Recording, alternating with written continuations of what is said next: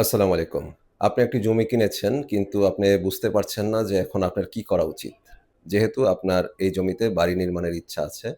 তো ১ম এ আপনাকে যেটি করতে হবে জমির একটি ডিজিটাল সার্ভে করে নিতে হবে। এই ডিজিটাল সার্ভের মাধ্যমে আপনার জমির অবস্থান, জমির দিক নির্ধারণ এবং জমির সীমানা নির্ধারণ এই সবকিছু আপনার কাছে ক্লিয়ার হয়ে যাবে।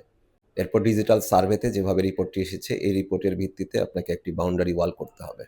বাউন্ডারি ওয়াল করার পরে আপনি যে এলাকায় জমিটি কিনেছেন সেই এলাকার স্থানীয় কর্তৃপক্ষ, যদি পৌরসভা হয় তাহলে পৌরসভা, সিটি কর্পোরেশন হলে সিটি কর্পোরেশনের মাধ্যমে অথবা রাজুকের আন্ডারে হলে রাজুকের মাধ্যমে আপনাকে জেনে নিতে হবে আপনি এই জায়গাতে কত তলা করতে পারবেন, কতটুকু জায়গা ছাড়তে হবে, প্ল্যান পাস করতে কি কাগজপত্র জমা দিতে হবে এই সমস্ত কিছু আপনাকে জেনে নিতে হবে। এরপর আপনাকে একজন অভিজ্ঞ ইঞ্জিনিয়ারের শরণাপন্ন হতে হবে এবং তার মাধ্যমে আপনার জমির সয়েল টেস্টের কাজ করতে হবে। সয়েল টেস্ট করা হয়ে গেলে আপনার পছন্দ মতো আপনার বাড়ির ডিজাইন যদি থাকে তাহলে ইঞ্জিনিয়ারের সাথে শেয়ার করবেন অথবা ইঞ্জিনিয়ার আপনাকে কোনো থিম দিবে, সেই থিম অনুযায়ী আপনার ডিজাইনটি চয়েস হলে আপনি সেটি দিয়ে বাড়ির কাজ শুরু করতে পারবেন।